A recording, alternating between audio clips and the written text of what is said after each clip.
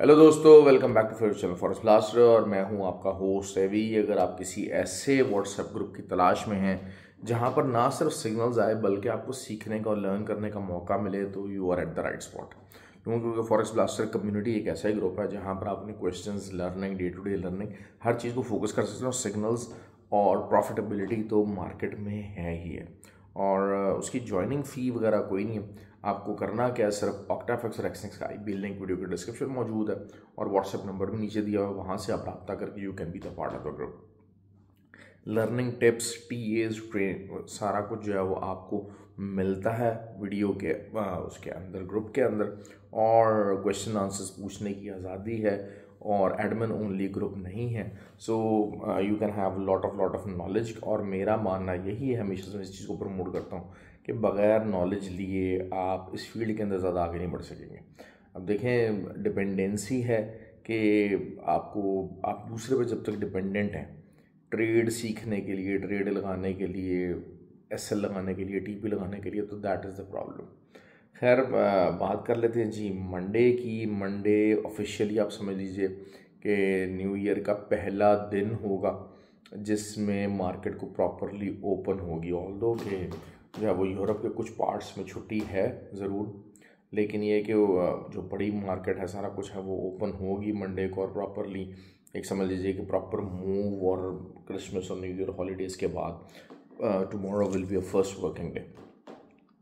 अब बात कर लेते हैं जी सिल्वर की। सबसे पहले तो जो सिल्वर है उसने थोड़ा सा ज़रा बेरिश मोमेंटम पकड़ा है, लेकिन ये कि सिल्वर की एक बहुत इम्पोर्टेंट सपोर्ट है इस टाइम के ऊपर, वो है 21.45 और 29.45। 29.45 के नीचे अगर सिल्वर क्लोजिंग दे देता है, नीचे सिल्वर कोई भी H4 कैंडल क्लोज कर देता है, तो फिर दिस मीन्स के there is a high probability कि आपको जो है मार्केट 29.05 तक मिल जाएगी। और ये तकरीबन 200 पिप्स का एरिया बता रहा हूँ आपको, 150 से 200 पिप्स का जो कि होगा। क्योंकि देखें, क्योंकि अभी डायरेक्शन जो है वो थोड़ी सी साइडवेज रह रही है। जैसा कि फ्राइडे का दिन था तो उसमें थोड़ा सा साइडवेज मार्केट हुई। 2-3 दिन का जो मोमेंटम था, मार्केट बुलिश गई, और उसके बाद फ्राइडे वाले दिन प्रॉफिट टेकिंग का जो है वो एक मंजरनामा पेश किया मार्केट ने। तो अब ये प्रॉफिट टेकिंग, अब मार्केट दोबारा से साइडवेज मूवमेंट लेके रीस्टैब्लिश करेगी अपने आप को।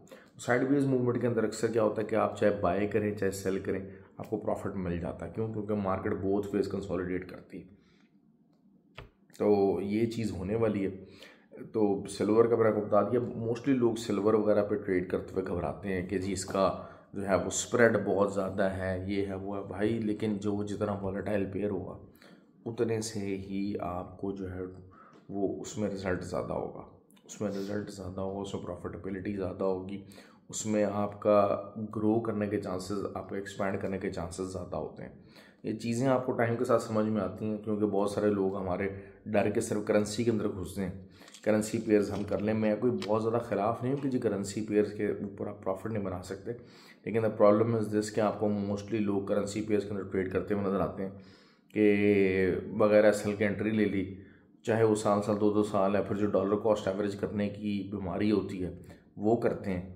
और मतलब ये ट्रेडिंग नहीं है। फिर कुछ जुगाटों वाले बंदे कुछ जुगाटें लगा रहे हैं जी, इधर से कोई एक जगह बाय खोल लिया, कोई एक जगह सेल खोल लिया, कोई स्वैप से कमा लिया, ये कर लिया, वो कर लिया, कोई जो है वो आपका जिसे कहते हैं कि जो आपका बोनसेस हैं उनसे कमा लिया। तो इस किस्म की जो है वो दिहाड़ियाँ लगाने की कोशिश करते हैं, लेकिन ये सारी शॉर्ट टर्म चीज़ें, these are all short term things, और इन चीज़ों के ज़रिए आप ज़्यादा आगे नहीं बढ़ सकते।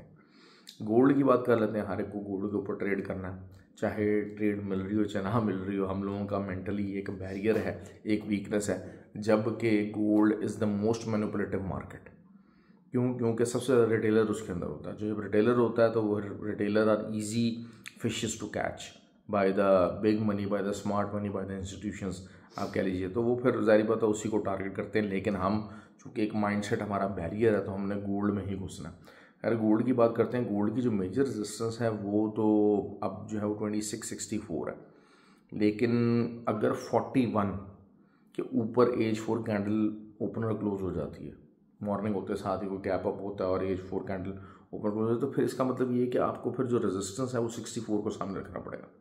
लेकिन जो नीचे से अगर मैं सपोर्ट की अगर बात करता हूँ, इंटरडे सपोर्ट की बात करता हूँ, तो 21 का एरिया, 21 का एरिया 2621 यहाँ तक, मतलब आप अगर 42 43 के नीचे ही मार्केट रहती है, कंसोलिडेट करती है, तो आपको इसके ऊपर का इधर का एसएल देना है, और उसके बाद 21 का आपका एसएल है। देखिए, मैं हमेशा से बड़े टीपीज़ बताता हूँ, जो सिग्नल्स ग्रुप के अंदर भी शेयर करता हूँ वो भी बड़े बड़े टीपीज़ होते हैं, छोटे नहीं होते, और क्लियर डायरेक्शन होती है। डायरेक्शन क्या है कि मैं आपको वो बताता हूँ जो मैंने ट्रेड लेनी होती है, जो मैंने अपने अकाउंट के ऊपर करनी होती है। हाँ, एसएल ज़रूर जो है वो ऊपर नीचे हो जाता है। उसकी वजह क्या है कि मैं हमेशा से मानता हूँ कि आपको एसएल जो छोटा नहीं लगाना चाहिए। लोग बहुत ज़्यादा छोटे एसएल के साथ ट्राइयाँ लेने की कोशिश करते हैं, वो गलत है। लोगों की एक मार्केट की डिमांड, एक मार्केट का ट्रेंड बन गया, यूट्यूब के ऊपर ये मंजन बिकना शुरू हो गया कि बिल्कुल जी छोटा एसएल हो और ज़बरदस्त हो। अब ज़ाहिर बात है, मुझे भी थोड़ा बहुत लोगों की डिमांड होती है, उसके मुताबिक छोटा छोटा एसएल निकालने की कोशिश करते हैं। लेकिन अगर शायद मैं अगर अपने अकाउंट की बात करता हूँ तो मेरा एसएल थोड़ा सा ज़रा ऑन द बिगर साइड ही होता है। क्योंकि खैर अपने अकाउंट साइज़ की भी बात होती है, लॉट साइज़ की बात होती है कि आप कितना परसेंट जो है वो उसको गिव अवे करने को तैयार हैं। तो ये जो 200 400 500 डॉलर के साथ इस फील्ड के अंदर भाई सिर्फ लर्निंग है, प्रॉफिटेबिलिटी नहीं है। ये $500 $1000 के जो अकाउंट है ना, इनके ऊपर आप लर्न कर सकते हैं, इनके ज़रिए आप अर्न नहीं कर सकते। और ठीक है जी, जब तक आप लर्न कर रहे हैं तो ठीक है, साल 2 साल आप कहें कि मेरे जितने भी अकाउंट वॉश होंगे तो उसके अंदर मैं यही बैलेंस मेंटेन करूंगा कि एक दफ़ा अकाउंट वॉश हो गया, दोबारा से $500 डाल लिया, दैट्स इट।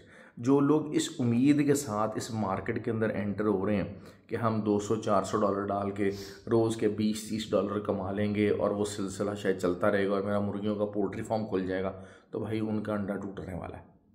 उनका अंडा किस टाइम भी टूट जाता है।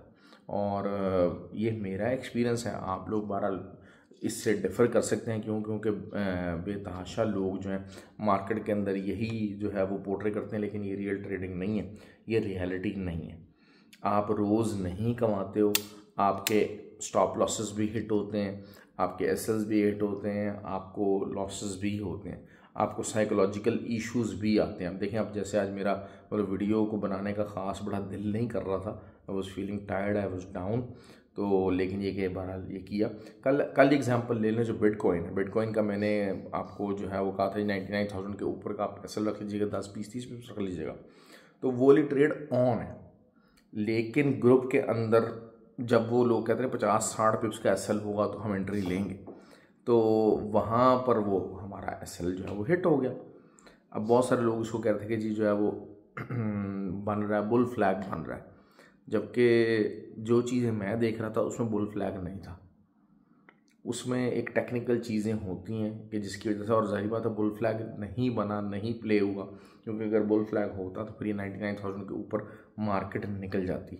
तो मेरा अंदाज़ा सही था कि जो है छोटे टाइम फ्रेम हो गया, H1 हो गया, इसके ऊपर बुल फ्लैग की सिचुएशन नहीं थी, और एक हॉरिजॉन्टल लाइन की जो है वो रेजिस्टेंस थी 99,000 की, वही प्ले की है और वही जो है वो अभी तक स्टैंड अप हुई है। उसी को सामने रखें और उसी के मुताबिक ट्रेड लेने की कोशिश करें बीटीसी के अंदर। और बीटीसी का रिट्रेसमेंट जो है वो अच्छा आना चाहिए, 93,500 तक का रिट्रेसमेंट यहाँ से आ सकता है। अभी एक एरिया जो है वो 97,600 का ये सपोर्ट बना रहा है। अगर इसके नीचे कोई H1 कैंडल क्लोज हो जाती है तो फिर जो हमारा आगे के टारगेट है वहाँ मार्केट जाएगी ही जाएगी। तो बहरहाल ये कि ये थी वीडियो। ऑयल के ऊपर कुछ ख़ास ट्रेड नहीं है, ऑयल बुलिश उसमें जा रहा है, ट्रोजेक्ट्री में जा रहा है।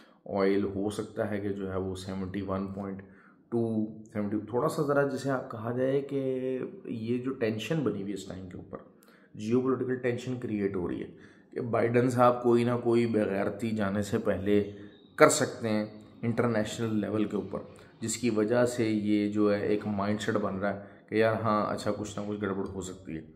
ट्रंप जब आएगा तो ट्रंप पीस की बात करेगा, ट्रंप इस तरह के मामले, इस तरह की चीज़ें करने वाला बंदा नहीं है, बिजनेसमैन आदमी है। बिज़नेस होता है अमन के साथ, बिज़नेस होता है जब आप चीज़ें सारी स्मूथ होती हैं।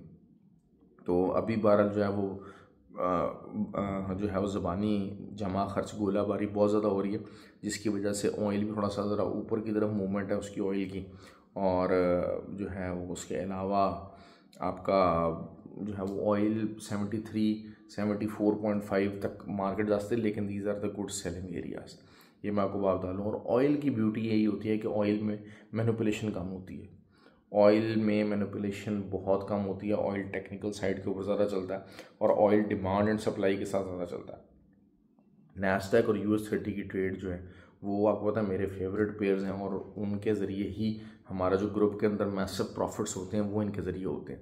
तो हम जो है वो इंशाल्लाह उसकी ट्रेड में जो है वो ग्रुप के अंदर ही बताऊंगा, क्योंकि वही बात होती है कि मोस्टली उनमें ये होता है कि उनमें जो वॉलेटिलिटी होती है वो ज़्यादातर US सेशन से पहले, स्टार्ट होने से बिल्कुल पहले या US सेशन के अंदर होती है। तो इवन के शायद last hours of the day में भी जो है ना वो US30 और नैस्डैक में 200-300 पिप्स के आपको ट्रेड्स मिल जाती हैं। तो उसके अंदर आपकी वेटिंग गेम बहुत स्ट्रॉन्ग होनी चाहिए, तो आप वेट कर सकते हैं। लेकिन ये कि जो है वो जो मैंने आपको ट्रेड्स बताई हैं वो उसके ऊपर इंशाल्लाह आप काम कीजिएगा, and you will get the good benefit and result. Thank you very much जी, ख्याल रखें और हैव अ गुड डे।